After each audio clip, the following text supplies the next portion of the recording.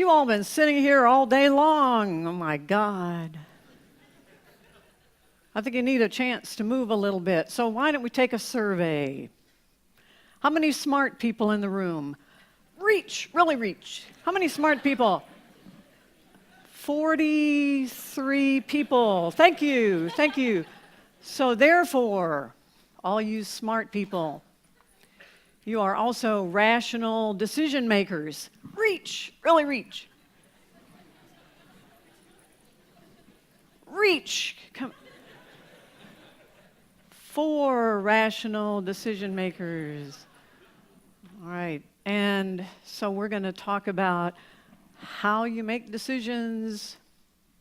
Some of you are more rational than others, and maybe what we can learn a little bit about how to improve that.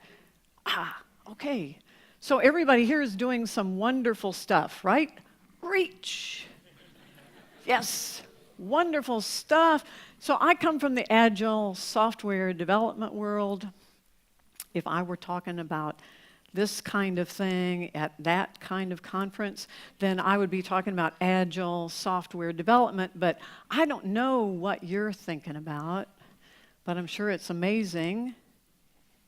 Yes, reach, reach. So I'm going to use this little substitute, the latest and greatest. So that's whatever you're thinking about is the latest and greatest. So how many of you are doing the latest and greatest?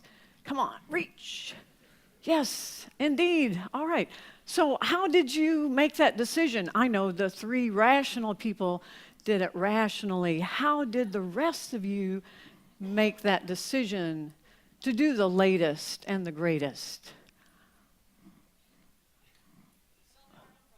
Solving problem. Okay, that's pretty good.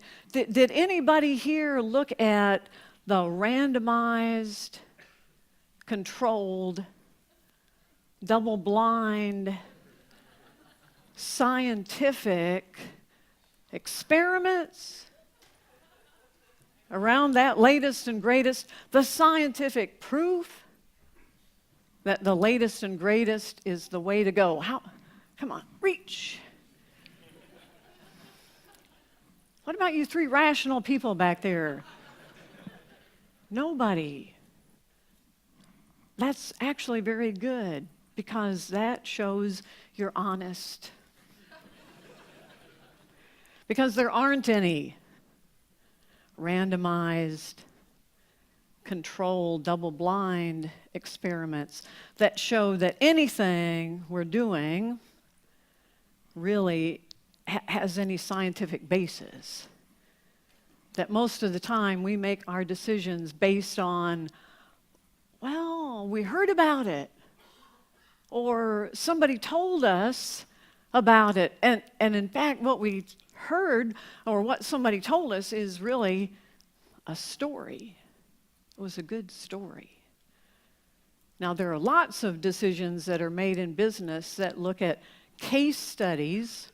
Oh, okay, that's pretty good. That's a very thorough story. But I think most of the time, at least in the world I see, we're not even looking at case studies at all. We're looking at just good stories. It's something we heard. We heard that company over there is doing it, and they're having success, so, well, we should try it. And that's the way it's always been. I know when I walked out on stage here, you probably thought, good Lord, that woman is old. She must be at least 95. What could she possibly know about computer stuff?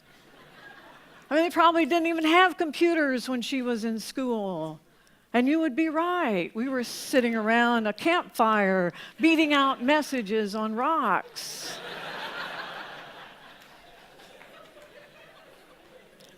But I did, late in life, decide to go back to school, and I did get a PhD in computer science. And my goal at the time was to finish by 50. And I did it. And that was 23 years ago.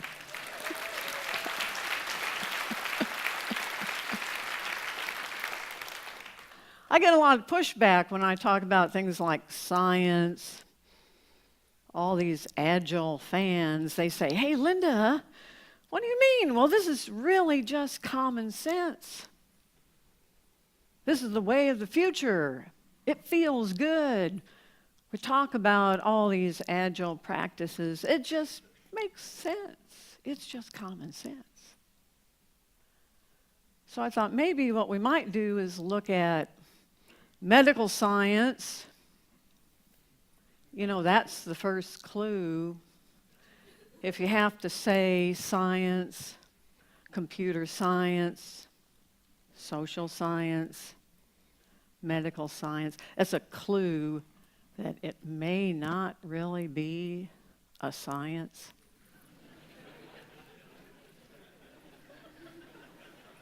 Now, physics, that's a science. Medicine has been around in one form or another for tens of thousands of years, and it's still not very scientific. Any physicians in the audience?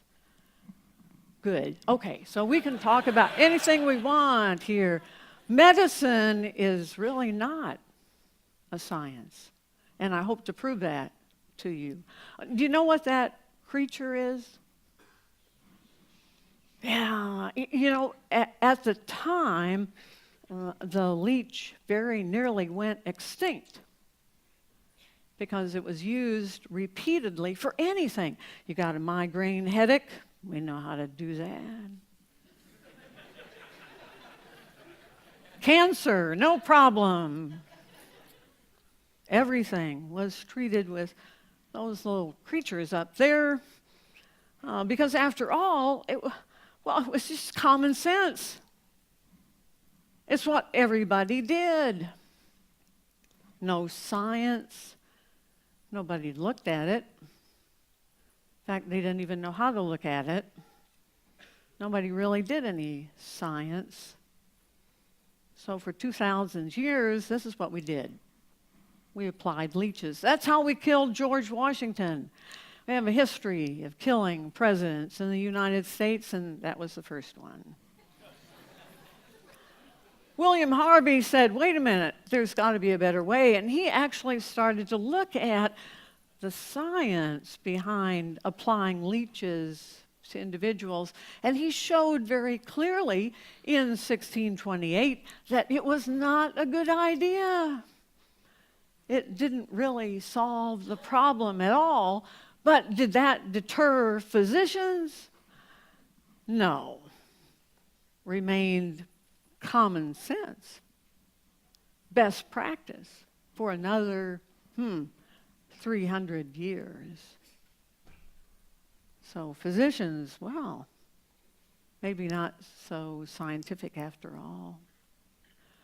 I was in Budapest just recently. Anybody ever heard of Ignatz Semmelweis? Reach. Nobody. Well, it's not surprising, really. Ignatz died at a very young age in an insane asylum because he observed things. All innovators are observers, and I think that's what you do. You watch what's going on in the world.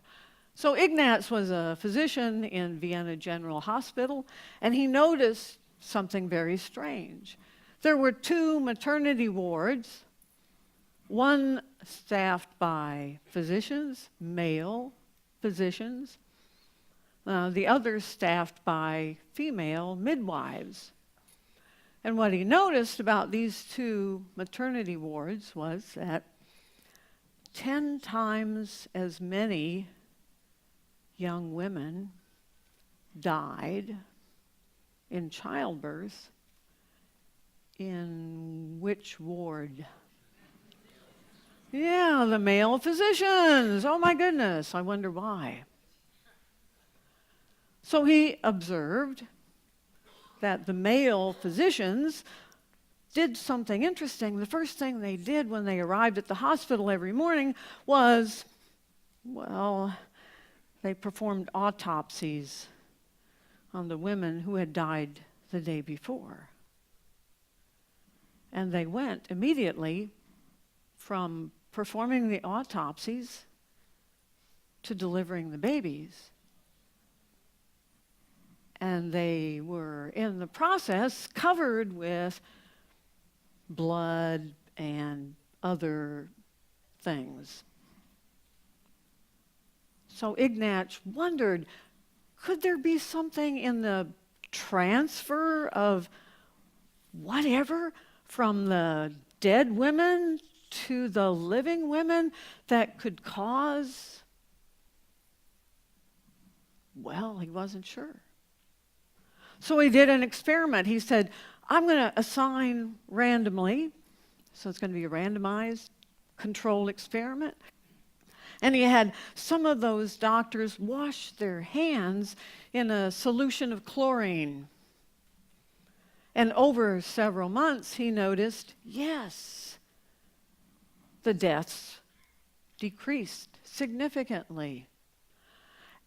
And he proposed to the doctors that perhaps this might be a good practice, that perhaps maybe all the doctors should wash their hands, especially those who were going from performing autopsies to performing births. And they laughed at him. They looked at his data and he said, what are you talking about? What, you think somehow we're bringing in disease to these women? Well, that's ridiculous. He said, I don't know what it would be. I'm just going to call them cadaver particles. Cadaver particles. Well, unfortunately, if I had been there, I would have helped him out, but I wasn't born yet. I'm not that old. He didn't know the patterns from Fearless Change, and so all he did was harangue the doctors with his data. He showed them the evidence. So what we know is that evidence, science, is not convincing at all. We don't listen to evidence. We don't look at data. If we're not convinced of something, it's certainly not going to influence us. Ignatz died in an insane asylum.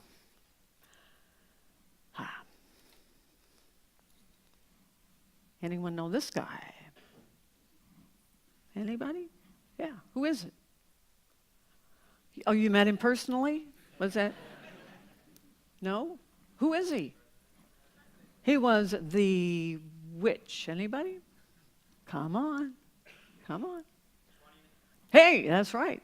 20th president. You read the book, right? 20th president. Kind of an unusual guy for a president. He was intelligent. He was also well-liked. Interesting combination. Well-liked president. He probably would have done great things if he had lived. But unfortunately, the July after he was elected, he was standing in the railroad station with a group of men who were getting ready to go on a trip together. And one obstreperous voter, this happens all the time in the U.S., decided that he didn't really like the president or his policies, so he took a gun with him to the railroad station. He stepped out from behind a partition and bang! Shot the president in the back.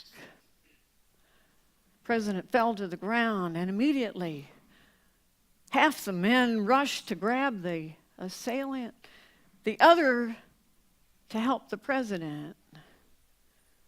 And the feeling at the time was, we've got to get that bullet out. We have to do something. The president has been shot. Let's remove the bullet.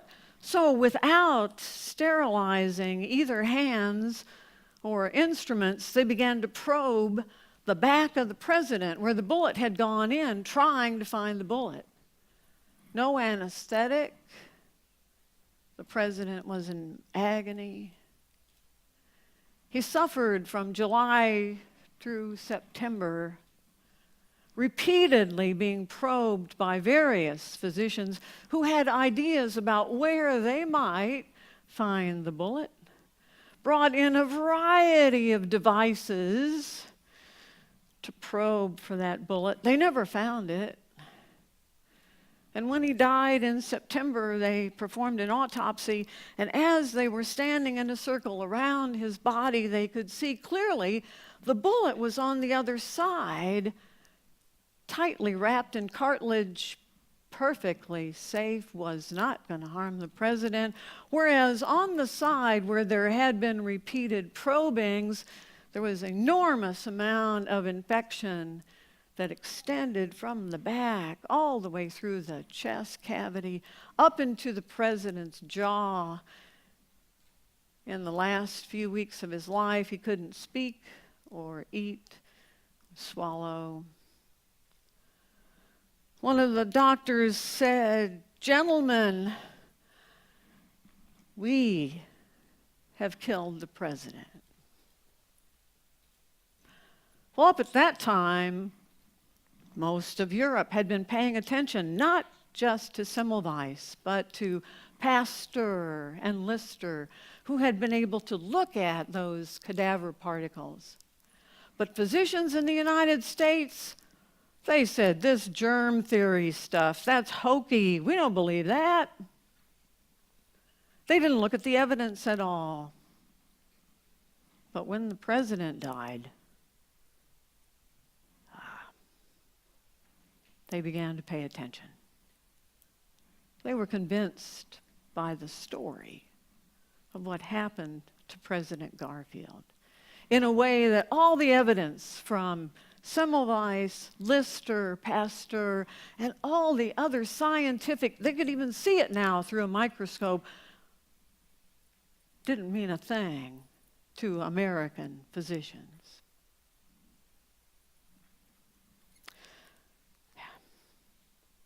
Well, we can take a little sidestep and look at drug companies.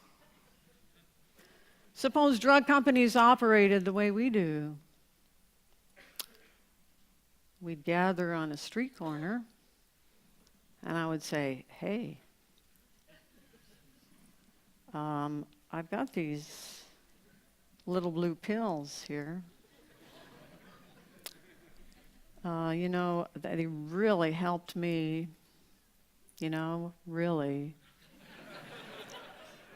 You should try it. I've got 3 left." Is that what we do? We just meet up in groups like this, tell stories. "Hey, what's working for you guys?" "Oh, well, we tried that."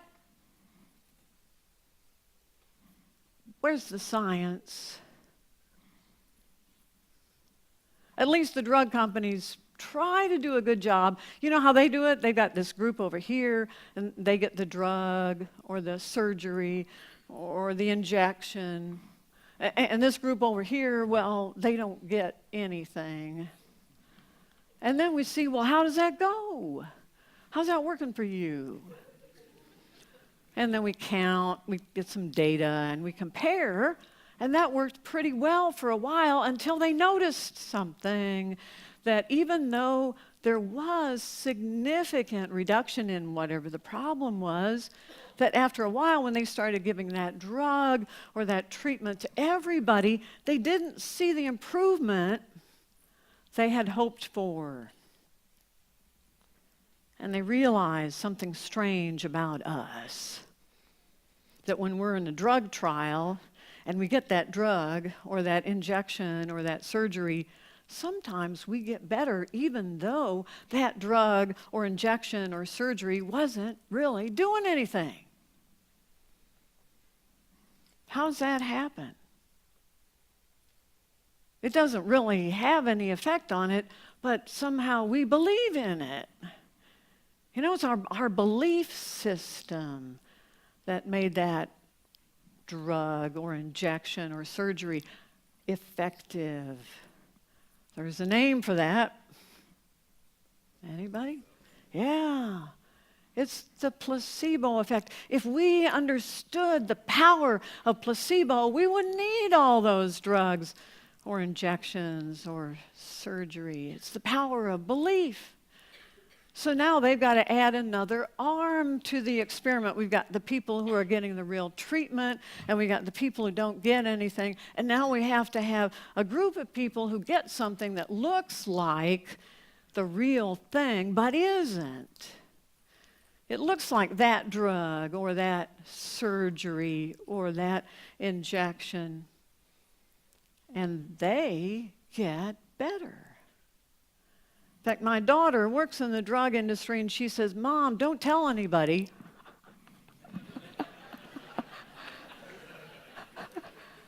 Don't tell anybody, but we're noticing something strange.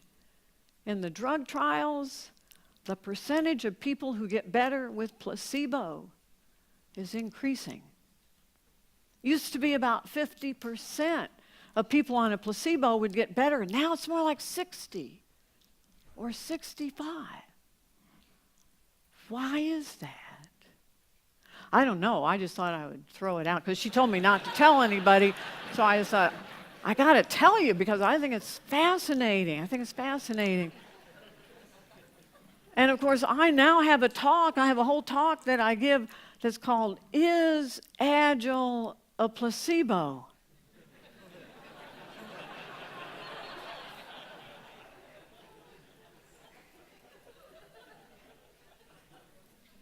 What do you think? Or that we're talking about the latest and greatest thing for you. Could that be a placebo? Does it work because you believe in it? You're not doing any science here, so how do you know it's not just applying leeches? How do you know that it seems to work? Because you want it to, because you believe in it, because everybody else is doing it, which is what doctors did for 2,000 years. Everybody else is doing it. Groupthink. You ever see that at a meeting? Oh yeah, this is the way we should go. I'll vote for that. You know, we all think that everybody else wants to do that, so we do it. And therein lies the danger. No science.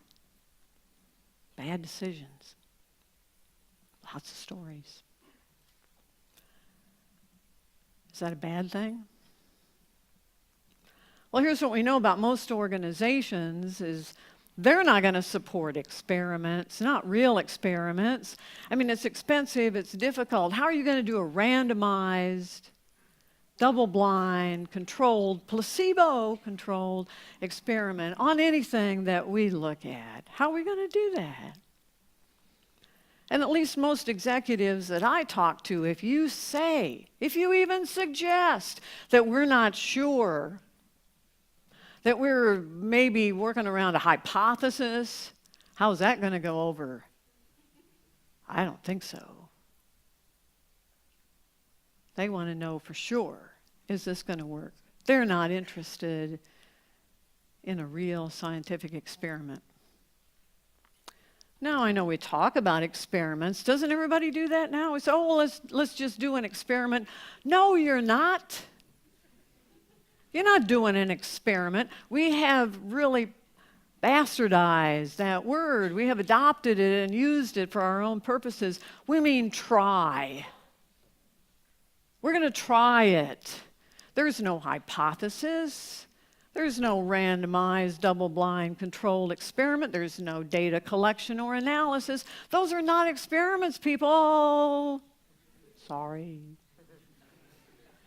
They're just trying stuff. And then when you try it because you believe that it should work, then it seems to work, then everybody says, yay, it works. That's not an experiment.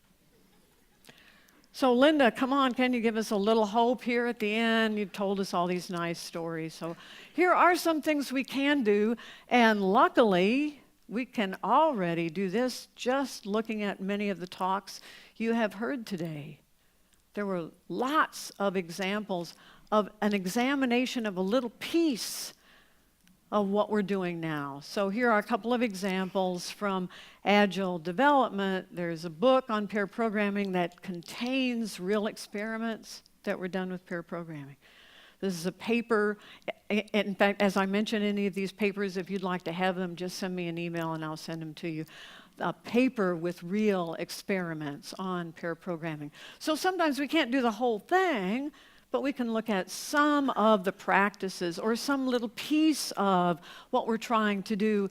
And in the talks today, there were several very good examples of an attempt to bring some level of scientific inquiry into what we do. We can pay attention to those. The next thing we can do is look at the enormous amount of research around people and how they behave. Behavioral economics has changed everything about how we believe people make decisions. So if you haven't read Thinking Fast and Slow, put that on your list. It's even available now as a free PDF. If you send me some email, I'll send you the link to that. You should be reading Fast and Slow. Anything by Dan Ariely, I highly recommend.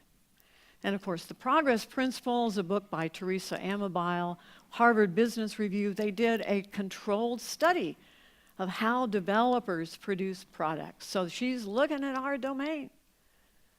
So we should go outside just talking to each other and pay attention to people who are doing science that directly applies to what we're doing. 3, one of my favorite patterns from Fearless Change is, well, you should sit down and share food. You should talk to each other. You know, it was amazing to me that in you're looking at Agile development, the practices, we have a lot of practices that seem like, well, we're talking to a bunch of introverted developers and we're saying, you should talk to each other every day. We call that the daily stand-up. Get a circle of people and say, what'd you do yesterday? Isn't that ridiculous that you have to have a practice that says, tell each other what you did yesterday. Tell each other if you had trouble. Tell each other what you're thinking about doing today. I mean, come on. But I guess we had to do it. Sharing food together. This is a quote from a Nobel Prize winner who said, you know, it used to be at Cambridge, we'd get together for lunch and we would talk about ideas. And we would see things. We would help each other out. We would come up with ideas for new research. And now what happens? People stay at their desks and they check email. You're not going to discover anything, check an email, or Twitter either, sorry. And finally, I love this paper Harvard Business Review showed. We got proof now that having women on teams makes those teams better. Yes. Yes. I would like to take that one step further. I think you need old people.